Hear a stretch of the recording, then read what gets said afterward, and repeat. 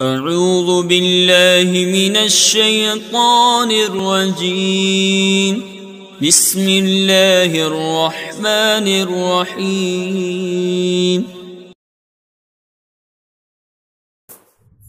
بسم اللہ الرحمن الرحیم۔ میں محمد خورشید انور نظامی، استاذ دارالعلوم غریب نواز، مرزا غالب روڈ، الہ آباد، پریاگراج، میں فن فقہ کی معتبر کتاب قدوری کا درس دینے جا رہا ہوں۔ طلبہ بغور سنیں اور عبارت خوانی، لغت گوئی، نحوی و صرفی قواعد و ضوابط، نیز مسائل فہمی کے طرف بھی دھیان دیں۔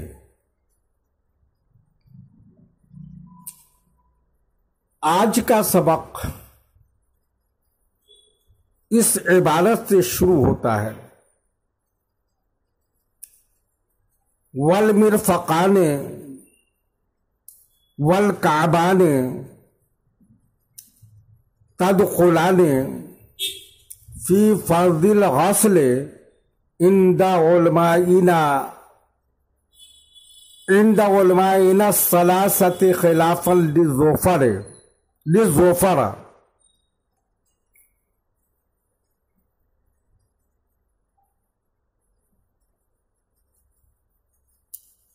ہمارے تینوں علماء کے نزدیک دونوں کہنیاں اور دونوں ٹخنے دھونے کے فرض میں داخل ہیں۔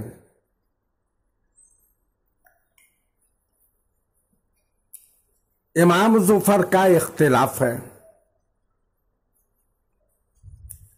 اس بارے میں اختلاف یہ ہے کہ کہنیاں ہاتھوں کے دھونے میں اور ٹخنے پیر کے دھونے میں داخل ہے یا خارج۔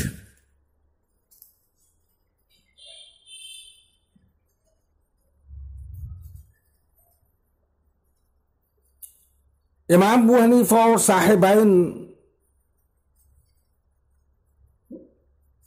رحمہم اللہ تعالی علیہ کے نزدیک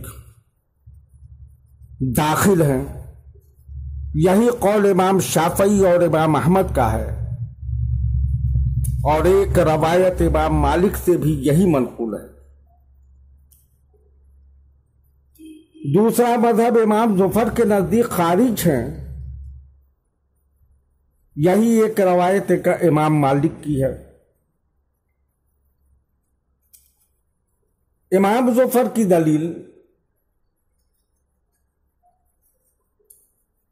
جب کسی چیز کی انتہا بیان کی جاتی ہے تو اس میں خود انتہا داخل نہیں ہوتی۔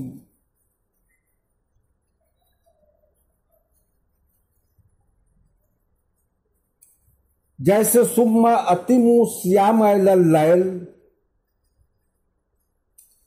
اس آیت میں غایت رات مغیّہ روزہ میں بالاتفاق داخل نہیں ہے، یعنی غایت مغیّہ میں داخل نہیں ہے، رات روزے میں داخل نہیں ہے۔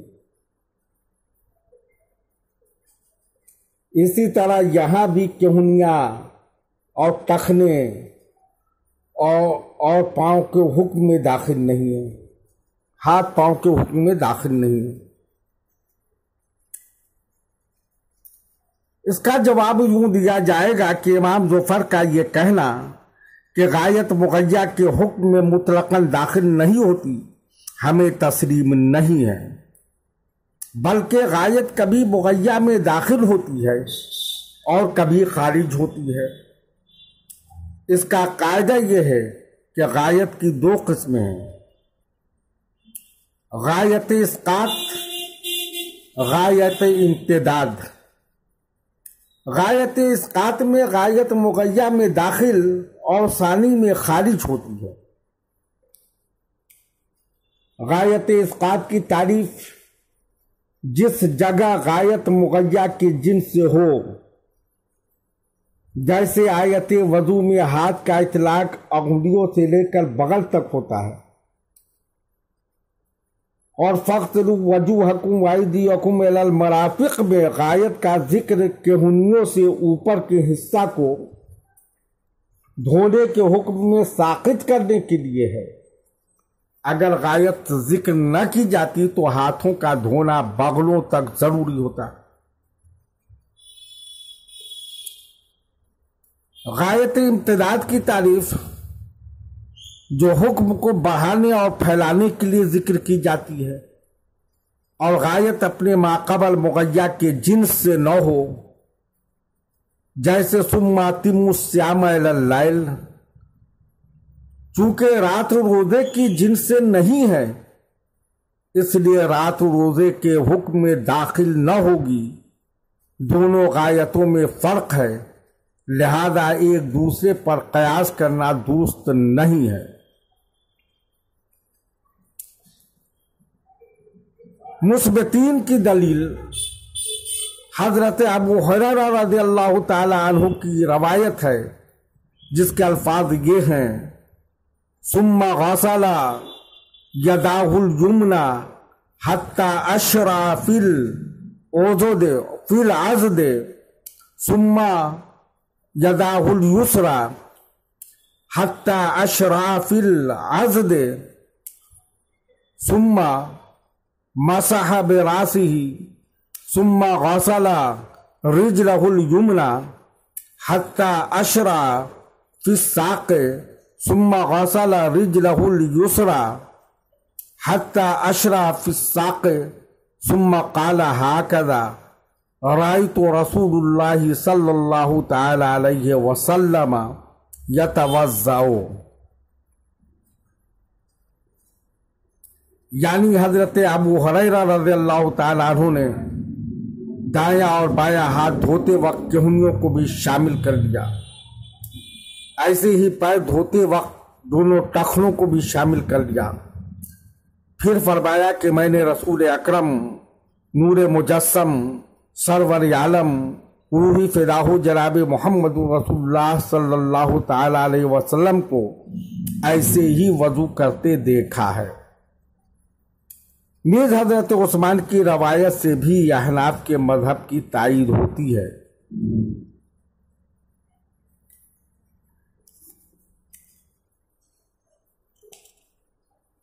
والمفروض فی مس الراس مقدار الناسیۃ وہو ربع الراس لما روی المغیرۃ بن شعبۃ ان النبی اتى صباط قوم فبالا وتوضأ ومسح على الناسیۃ وخفیہ۔ اور فرض سر کے مسح میں پیشانی کی مقدار ہے، اور وہ چوتھائی سر ہے۔ اس حدیث کی وجہ سے جو مغیرہ ابن شعبہ نے روایت کی ہے کہ رسول اکرم نور مجسم صلی اللہ تعالی علیہ وسلم ایک قوم کی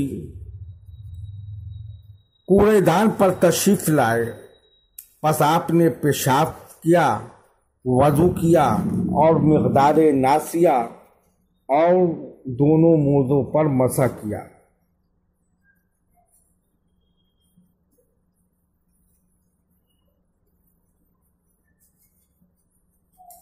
اس سلسلے میں دو مذہب ہے۔ امام مالک کے نزدیک اور امام احمد کے ایک قول کے مطابق پورے سر کا مسح کرنا فرض ہے،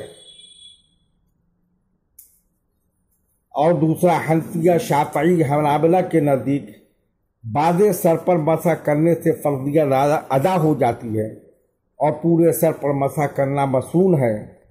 پھر تجدید کے سلسلے میں اختلاف ہو گیا۔ حنفیہ کے نزدیک پیشانی کی مقدار سر کے حصے پر مسح کرنا فرض ہے۔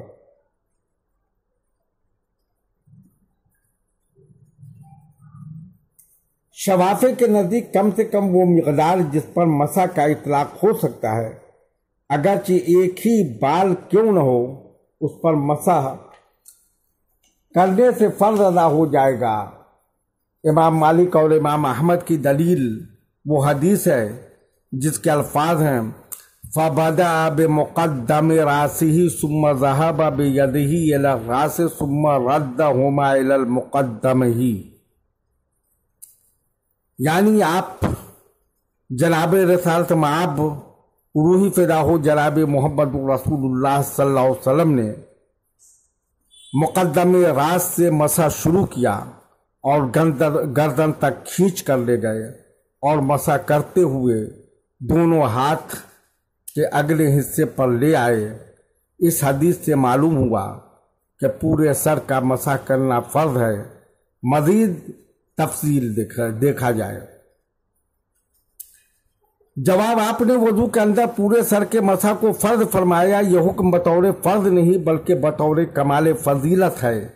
یا ایسا ہی ہے جیسے تین مرتبہ حضور اکرم سرور عالم صلی اللہ علیہ وسلم سے وضو کرنا ثابت ہے، لیکن یہ 3 مرتبہ فرض نہیں ہے بلکہ 1 مرتبہ فرض ہے۔ امام شافعی کی دلیل آیت وضو میں مسح راس مطلقاً مذکور ہے۔ اول مطلق یجری علی اطلاق ہی کے قاعدے کے مطابق مطلق سر کا مسح فرض ہوگا۔ جواب، آیت وضو میں مسح راس مطلق نہیں بلکہ مجمل ہے، اور مجمل پر عمل کرنے کے لیے متکلم کی جانب سے بیان ضروری ہے، اور حضور اکرم نور مجسم صلی اللہ علیہ وسلم کا عمل یعنی مسح علی الناسیہ اس مجمل کا بیان ہے، لہذا مسح علی الناسیہ فرض ہوگا۔ حنفیہ کے دلیل حضرت انس ابن مالک قال رأيت رسول الله صلی اللہ علیہ وسلم يتوضأ عليه عمامة قطرية فأدخلها يداه من تحت العمامة فمسح مقدم رأسه۔ حضرت انس رضی اللہ تعالی عنہ سے روایت ہے کہ میں نے رسول اکرم نور مجسم سرور عالم صلی اللہ تعالی علیہ وسلم کو دیکھا کہ آپ وضو کر رہے ہیں اور آپ کے سر پر قطری امامہ تھا۔ آپ نے دونوں ہاتھ امامہ کے نیچے داخل کر کے پھر سر کے اگلے حصے کا مسح کیا۔ ظاہر ہے کہ آپ نے پورے اگلے حصے کا مسح کیا ہے، اور تمام مقدم راسی چوتھائی سر ہے جس کو ناسیہ کہتے ہیں۔ وہ تبیم بالخیر۔ آپ تمام طلباء بغور اور بار بار سبق کو دہرائیں۔ بسم اللہ الرحمن الرحیم۔ میں محمد خورشید انور نظامی، استاد دارالعلوم غریب نواز، مرزا غالب روڈ، الہ آباد، پریاگراج، میں فن فقہ کی معتبر کتاب قدوری کا درس دینے جا رہا ہوں۔ طلبہ بغور سماعت کریں اور عبارت خوانی، لغت گوئی، نحوی و صرفی قواعد و ضوابط اور تراکیب، نیز مسائل فہمی کی طرف بھی دھیان دیں۔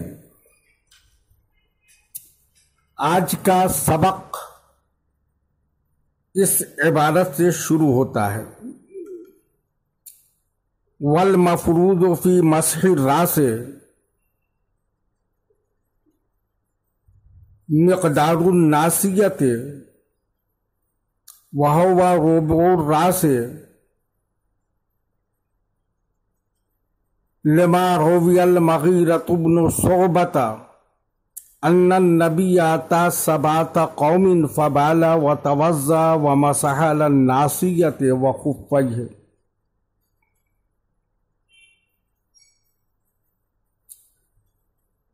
اور فرد سر کے مسح میں پیشانی کی مقدار ہے اور وہ 1/4 سر ہے۔ اس حدیث کی وجہ سے جو مغیرہ ابن شعبہ سے روایت کی ہے کہ رسول اکرم نور مجسم سرور عالم صلی اللہ تعالی علیہ وسلم ایک قوم کے کوڑے دان پر تشریف لائے، پھر آپ نے استنجا کیا اور وضو کیا اور مقدار ناسیہ اور دونوں موزوں پر مسح کیا۔ سر کی کتنی مقدار پر مسح کرنا فرض ہے، اس سلسلے میں 2 مذہب ہے۔ امام مالک کے نزدیک اور امام احمد کے ایک قول کے مطابق سر کا مسح کرنا فرض ہے۔ حنفیہ، شافعی، حنابلہ کے نزدیک بعض سر پر مسح کرنے سے فرضیت ادا ہو جاتی ہے اور پورے سر پر مسح کرنا مسنون ہے۔ پھر تحدید کے سلسلے میں اختلاف ہو گیا۔ حنفیہ کے نزدیک پیشانی کی مقدار سر کے حصے پر مسح کرنا فرض ہے۔ شوافع کے نزدیک کم سے کم وہ مقدار جس پر مسح کا اطلاق ہو سکتا ہے، اگرچہ ایک ہی بال کیوں نہ ہو، اس پر مسح کرنے سے فرض ادا ہو جائے گا۔ امام مالک اور امام احمد کی دلیل وہ حدیث ہے جس کے الفاظ ہیں فَبَدَأَ بِمُقَدَّمِ رَأْسِهِ ثُمَّ ذَهَبَ بِيَدِهِ إِلَى مُؤَخِّرِ الرَّأْسِ ثُمَّ رَدَّهُمَا إِلَى مُقَدَّمِهِ، یعنی آپ جناب رسالت مآب صلی اللہ تعالی علیہ وسلم نے مقدار راس سے مسح شروع کیا اور گردن تک کھینچ کر لے گئے اور مسح کرتے ہوئے دونوں ہاتھ سر کے اگلے حصے پر لیا ہے۔ اس حدیث سے معلوم ہوا کہ پورے سر کا مسح کرنا فرض ہے۔ مزید تفصیل اور کتابوں میں دیکھی جا سکتی ہے۔ اس کا جواب دیا جائے گا کہ آپ نے وضو کے اندر پورے سر کے مسح کو فرض فرمایا ہے۔ یہ حکم بطور فرض نہیں بلکہ بطور کمال فضیلت ہے۔ یہ ایسا ہی ہے جیسے تین مرتبہ حضور اکرم نور مجسم روحی فدا ہو جناب محمد رسول اللہ صلی اللہ علیہ وسلم سے وضو کرنا ثابت ہے، لیکن یہ 3 مرتبہ فرض نہیں بلکہ 1 مرتبہ فرض ہے۔ امام شافعی کی دلیل آیت وضو میں مسح راس مطلقاً مذکور ہے اور مطلق جاری ہوتا ہے اپنے اطلاق پر کہ قاعدے کے مطابق مطلق سر کا مسح فرض ہوگا۔ جواب آیت وضو میں مسح راس مطلق نہیں بلکہ مجمل ہے اور مجمل پر عمل کے لیے متکلم کی جانب سے بیان ضروری ہے۔ حضور اکرم نور مجسم صلی اللہ علیہ وسلم کا عمل یعنی مسح علی الناسیہ اس مجمل کا بیان ہے، لہذا مسح علی الناسیہ فرض ہوگا۔ حنفیہ کے دلیل ان انس بن مالک قال رأيت رسول اللہ صلی اللہ علیہ وسلم يتوضأ علیہ امامۃ قطریۃ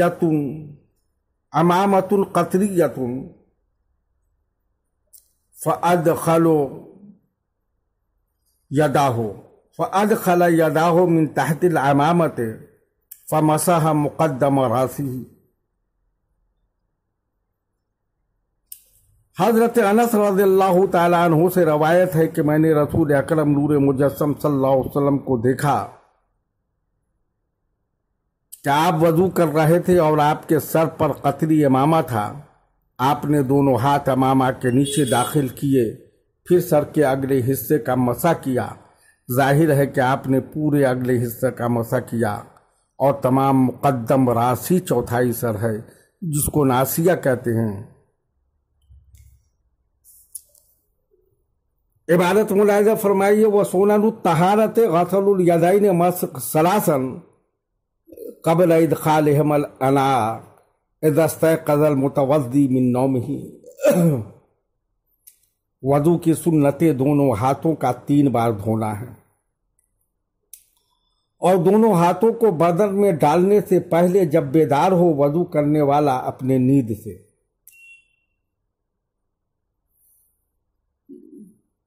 وضو کی سنتوں میں سب سے پہلی سنت یہ ہے کہ جب متوضی نیند سے بیدار ہو تو وہ اپنے دونوں ہاتھ برتن میں ڈالنے سے پہلے 3 مرتبہ دھوئے، کیونکہ حضرت ابو ہریرہ سے روایت ہے کہ رسول اکرم نور مجسم روحی فدا ہو جناب محمد رسول اللہ صلی اللہ تعالی علیہ وسلم نے ارشاد فرمایا، اذا استيقظ احدكم من نومه فلا يدخل يده في الاناء حتى يغسلها 3 مرات فإن أحدكم لا يدري أين باتت يداه۔ جب تم میں سے کوئی آدمی اپنی نیند سے بیدار ہو تو نہ داخل کرے اپنا ہاتھ برتن میں یہاں تک اس کو 3 مرتبہ دھوئے، کیونکہ کوئی نہیں جانتا کہ اس کا ہاتھ رات بھر کہاں رہا۔ مصنف علیہ رحمت و رضوان یعنی امام قدوری کی عبارت میں استيقاظ من النوم کی قید اتفاقی ہے، احتراضی نہیں ہے، کیونکہ وضو کرنے سے پہلے دونوں ہاتھوں کا دھونا مطلقاً سنت ہے، خواہ نیند سے بیدار ہو یا نہ ہوا ہو۔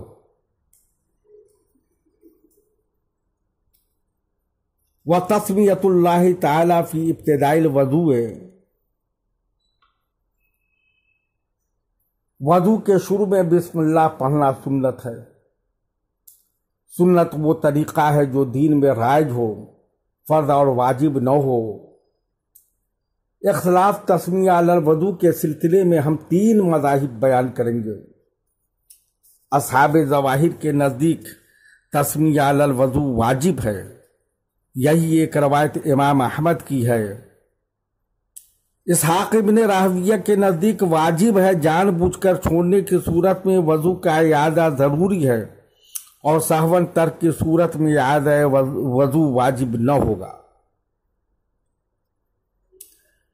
حنفیہ، مالکیہ، شافعیہ کے نزدیک تسمیہ علی الوضو واجب نہیں۔ وجوب کے قائلین کی دلیل عن ابی سعید ان النبی صلی اللہ تعالی علیہ وسلم قال لا وضوء لمن لم یذکر اسم اللہ علیہ، یعنی آپ جناب رسالت مآب صلی اللہ تعالی علیہ وسلم نے ارشاد فرمایا کہ بغیر تسمیہ کے وضو نہیں ہوتا۔ اس حدیث میں لائے نفی جنس کے لیے ہے، یعنی بغیر تسمیہ کے وضو نہیں ہوگا۔ حدیث میں فضیلت وضو کی نفی کی گئی ہے، یعنی بغیر بسم اللہ پڑھے وضو تو ہو جائے گا مگر افضل نہیں ہوگا۔ ائمہ ثلاثہ کی دلیل بہت سے صحابہ کرام مثلاً حضرت عثمان و علی رضی اللہ تعالی عنہما نے نبی اکرم نور مجسم روحی فدا ہو جناب محمد رسول اللہ صلی اللہ علیہ وسلم کی وضو کی حکایت پوری تفصیل سے بیان کی۔ اس میں کہیں بسم اللہ کا ذکر نہیں ملتا۔ اگر تسمیہ واجب ہوتا تو ان احادیث میں اس کا ذکر ضرور ہونا چاہیے تھا۔ وَتَمِّمْ بِالْخَيْرِ۔